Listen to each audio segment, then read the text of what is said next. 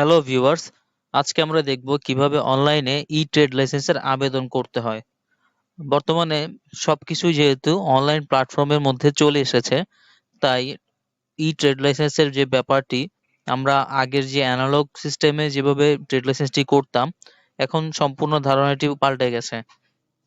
তো প্রত্যেকটি সিটি কর্পোরেশনেরই আলাদা আলাদা সিটিজেন পোর্টাল রয়েছে। তো আপনি যে এলাকার বাসিন্দা, আপনাকে সেই এলাকার সিটি কর্পোরেশনের পোর্টালে গিয়েই আপনাকে ট্রেড লাইসেন্সের আবেদন করতে হবে। কারণ আমি যদি চট্টগ্রামেরটা যদি ধরি, তা আমি চিটাগংয়ের একটা লিঙ্ক আমি কপি করে নিলাম। কপি করে আমি যদি পোস্ট করি, তাহলে আমি এখানে আহ, চিটাগং সিটি কর্পোরেশনের একটা সিটিজেন পোর্টালে আমি চলে এসেছি। তো আমি ফার্স্টে হচ্ছে আমাকে এখানে লগ ইন করে নিতে হবে। তো আপনাদের যে লগ ইন করার আম, যদি অ্যাকাউন্ট ক্রিয়েট করা না থাকে, সেক্ষেত্রে আপনাদেরকে একটি অ্যাকাউন্ট ক্রিয়েট করে নিতে হবে। ক্রিয়েট করার পর, লগ ইন করার পর আপনাদের সামনে ঠিক এরকম একটা ড্যাশবোর্ড আসবে।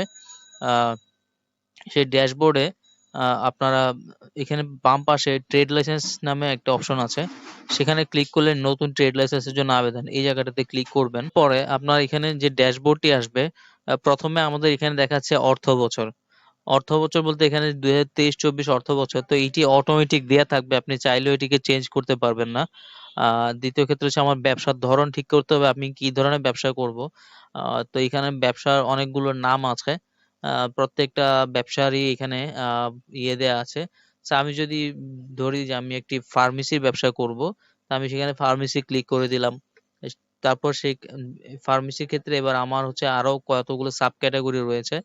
যেমন হতে পারে আমার আহ ফার্মেসি ছোট খুচরা ব্যবসা হতে পারে, ফার্মেসি খুচরা পাইকারি ব্যবসা হতে পারে, ফার্মেসি বড় পাইকারি ব্যবসা হতে পারে। তো আমার ব্যবসার ধরন অনুযায়ী আমাকে সিলেক্ট করতে হবে। বা আমার হতে পারে শুধু আমি সার্জিক্যাল ব্যবসা করবো, সেক্ষেত্রে আমি সার্জিক্যাল দিয়ে দেবো। আমি হয়তো ফার্মেসি একটা ছোট খুচরা ব্যবসায়ী দিয়ে দিলাম। তো সেক্ষেত্রে আমার লাইসেন্স ফি দেখাচ্ছে শুধুমাত্র 1000 টাকা। আচ্ছা, এরপরে আমার এখানে কয়েকটা জিনিস আপলোড করতে হবে, সেটা হচ্ছে মালিকের 3 কপি সত্যায়িত ছবি। তা আমি এখানে ফাইলে গিয়ে আমি একটা ফাইল চুজ করে তারপর আমাকে এখানে আপলোড করে দিতে হবে। ফাইলের ক্ষেত্রে, ছবির ক্ষেত্রে আসলে কোনো নির্দিষ্ট নেই, তবে 300 থেকে 300 পিক্সেলের মধ্যে হলে ভালো হয়।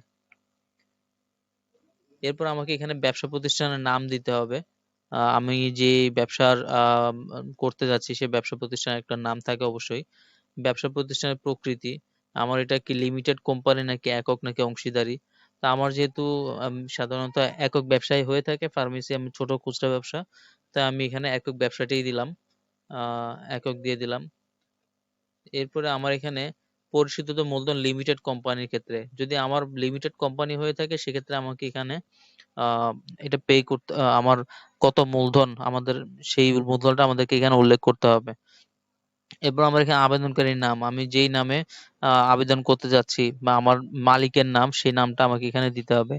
এখানে আমার পিতার নাম, স্বামী বা স্ত্রীর নাম থাকলে সেটা, আমার প্রতিষ্ঠানের সাথে আবেদনকারী কি সম্পর্ক, তা আমি এখানে মালিক দিয়ে দিব।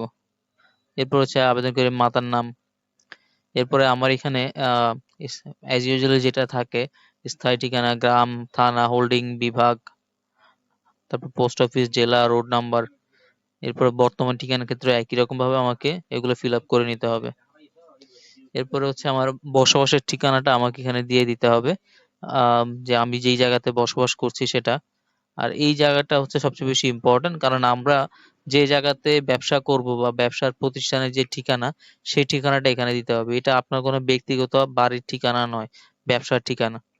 এরপর আপনার এখানে জাতীয় পরিচয়পত্র নাম্বার, জাতীয়তা, পাসপোর্ট যদি থাকে সেটা, জন্ম নিবন্ধন এবং বিআই এর নাম্বার যদি থাকে সেটাও আপনারা দিতে পারেন। এরপরে হচ্ছে আপনার ব্যবসা আরম্ভ করার তারিখ, আপনি যে তারিখে ব্যবসা আরম্ভ করবেন সেই তারিখটা আপনি এখানে সেট করে দিতে পারেন। যেমন আজকে হচ্ছে, এখন জানুয়ারি মাস চলছে, তো আপনি জানুয়ারি যদি 1 তারিখ থেকে শুরু করেন, 1 তারিখ, অথবা আপনি চাইলে মাসটাকে আপনি চেঞ্জ করে নিতে পারেন, ফেব্রুয়ারি হতে পারে বা যে কোনো সময়, সেটা আপনি সিলেক্ট করে নেবেন। এবার আপনার ব্যবসার মূলধন, ব্যবসার মূলধন হতে পারে আপনার সর্বনিম্ন 5 লাখ থেকে শুরু করে, আপনি এর উপরেও হতে পারে, যা আপনার উপর ডিপেন্ড করে।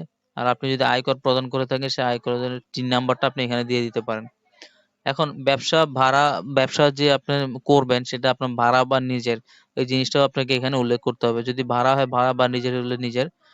আমি এখানে হচ্ছে ব্যবসা, হচ্ছে যে ব্যবসার যে জায়গাটা আছে এটা আমার নিজের না, এটা হচ্ছে ভাড়া, আমি ভাড়া দিয়ে দিলাম। এবং এখানে আপনাকে আপনার যে ভাড়া চুক্তিপত্রটি আছে সেটা আপলোড করে দিতে হবে। এবার এখানে হচ্ছে ব্যবসা বা দোকান করার স্থান নিজ বাড়ির জন্য ট্যাক্সের রসিদ সংযুক্ত করতে হইবে কিনা। তা আমার এখানে না না দিয়ে দিব, কারণ আমার এখানে এটা আমার নিজস্ব জায়গা না। এবার হচ্ছে আপনার সাইনবোর্ড আছে কিনা, অবশ্যই হ্যাঁ আমার সাইনবোর্ড আছে। আহ প্রস্তাবিত দোকান কোনো সরকারি ভূমির উপর কেনা, তাহলে আমি বলবো যে না, কোনো সরকারি ভূমির উপরে না। এরপর হচ্ছে আমার দোকান ঘর বা অফিস কোন তলা, এটা নিচতলা হতে পারে, 2 তলা, 3 তলা, 4 তলা, যেখানে হোক আমি সেখানে দিয়ে দিব। এরপর আপনি এখানে ফোন নাম্বার দিয়ে দিবেন, আপনি ইমেল আইডি, অন্যান্য পরিচয়পত্র যদি থাকে সেটা প্রয়োজন নেই। এবার আসতেছে আপনার অঞ্চল। আপনি, যেহেতু আমি এটা চিটাগং এর ক্ষেত্রে করছি, তাহলে আমার এখানে শুধুমাত্র চিটাগং এর অঞ্চলগুলো দেখাবে, চিটাগং 1 থেকে 8 আসন পর্যন্ত। তো আমি যদি 1 আসন দিই, আমার এখানে দেখাচ্ছে পাহাড়তলী, জালালাবাদ, পাঁচলাইশ, বা আমার এই এলাকাগুলো দেখাচ্ছে। আপনি যদি 2 আসন দেন, তাহলে আপনি তখন চকবাজার থেকে শুরু করে বাকলিয়া, চাঁদগাঁও, ষোলশহর, এই জায়গাগুলো দেখাবে। এরপর 3 আসন হলে আপনার এখান থেকে হচ্ছে দক্ষিণ বাকলিয়া, দেওয়ানবাজার, আন্দরকিল্লা, বক্সিরহাট, এই জায়গাগুলো দেখাবে। 4 আসনে যদি আমরা যাই, তাহলে সেক্ষেত্রে আমার পূর্ব মাদারবাড়ি, পশ্চিম মাদারবাড়ি, আলকরণ, ফিরিঙ্গি বাজার, পাথরঘাটা, এই জায়গাগুলো হচ্ছে 4 নম্বরের আন্ডারে। 5 এর আন্ডার হচ্ছে আমার লালখান বাজার থেকে শুরু করে জামালখান, এনায়েত বাজার, পাঠানটুলি, এই যে অঞ্চলগুলো হচ্ছে আমার 5 নম্বরে। এবারে 6 যদি আসি, 6 নম্বরে আমার দেখাচ্ছে কাঠটুলি, সরাইপাড়া, পাহাড়তলি, এই জায়গাগুলো। 7 এর ক্ষেত্রে আসতেছে আমার আগ্রাবাদ, উত্তর আগ্রাবাদ। শুধু আগ্রাবাদ যদি আমরা চাই, সেক্ষেত্রে আমার এখানে এটা 7 আসনে। আর 8, 8 অঞ্চলে গেলে সেক্ষেত্রে আমার হচ্ছে যে মুনিরনগর, দক্ষিণ হালিশহর, পতেঙ্গা, এই জায়গাগুলো আমার 8 নম্বর অঞ্চলের মধ্যে। আর যদি আমি এখানে এটা যদি আগ্রাবাদ করে দিই, সেক্ষেত্রে আমার উত্তর আগ্রাবাদ অটোমেটিকলি নিয়ে নিয়েছে। এবার আমার এখানে রোড নাম্বার দিতে হবে, যদি কোনো রোড নাম্বার দেওয়া থাকে। আর যদি না থাকে তাহলে বাদ। এই ক্ষেত্রে এরপরে আমি প্লট নাম্বার, হোল্ডিং নাম্বার, দোকান নাম্বার, লাইসেন্স ফি, এই জিনিসটা আমার অটোমেটিকলি হয়ে যাবে। আমি এখানে সাইনবোর্ড যদি হয় আপনার সর্বনিম্ন 3 ফিট বা 2 ফিট, তাহলে সেক্ষেত্রে আমি 6 দিয়ে দিলাম। এরপর 6 দেওয়ার পরে আমার অটোমেটিকলি এই সাইনবোর্ড ফিটা আমার অ্যাড হয়ে যাবে। আপনার যদি আরো বড় হয়, আপনি হতে পারে আপনার 4 ফিট বাই 2 ফিট, আপনি 8 দিলেন, তখন এটা অটোমেটিকলি সাইনবোর্ড ফিটা আপনার অ্যাড হয়ে যাবে। সবকিছু মিলে আমার এখানে এই অপশনটা দেখাচ্ছে। তারপরে হচ্ছে আমি আমার বাৎসরিক ব্যয়, আয়, এই জিনিসগুলো দেখাবো। তারপর আমি উপরেরটা দাখিল করব, করে আমি দাখিল করে দিব। আমি যেহেতু এখানে দেই নাই, তাহলে আমার এটা দাখিল হচ্ছে না। আমি প্রিভিউ করতে পারবো আমার এখানে কি কি দিছি। অথবা হচ্ছে ব্যবসা ধরন, লাইসেন্স ফি, এই জিনিসগুলো আমি প্রিভিউ করতে পারবো। তারপর আমি প্রয়োজনে আমি প্রিন্ট করে রাখতে পারবো।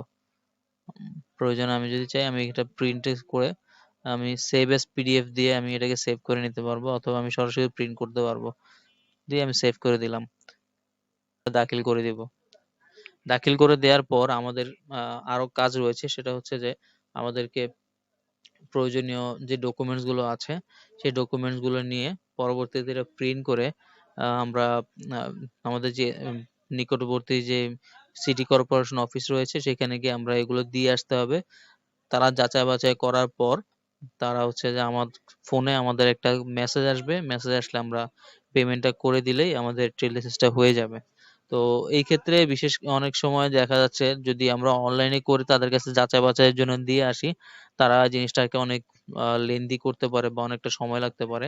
তখন তারা পেমেন্টটা তারা অনেক সময় নিয়ে নেয়, তারাই জমা করে দেয়, তারাই জমা করে সবকিছু আপনার ট্রেড লাইসেন্স প্রিন্ট করে দিবে। এখন বলতে পারেন, যদি তারাই সবকিছু করে, তাহলে আমরা অনলাইনে কেন করব? হ্যাঁ, অনলাইনে করার রিজন হচ্ছে এটাই যে আমরা অনলাইনে করলে আমার সবকিছু, আমি আমার তথ্যগুলো ঠিকভাবে যাচাই করে দিতে পারবো। আর আরেকটা যে বিষয় হচ্ছে যে অনলাইনে করলে আমার যে ফিটা আসতেছে, আমি সেই ফিটা দেখতে পারবো। হয়তো আমার এখানে ফি 1000 আসছে, তারপরে এই সাথে টুকটাক যা মিলে সবকিছু ফি টোটাল আমার দেখাবে। ওই ফি এর উপর ভিত্তি করে আমি তাদেরকে পেমেন্টটা দিব।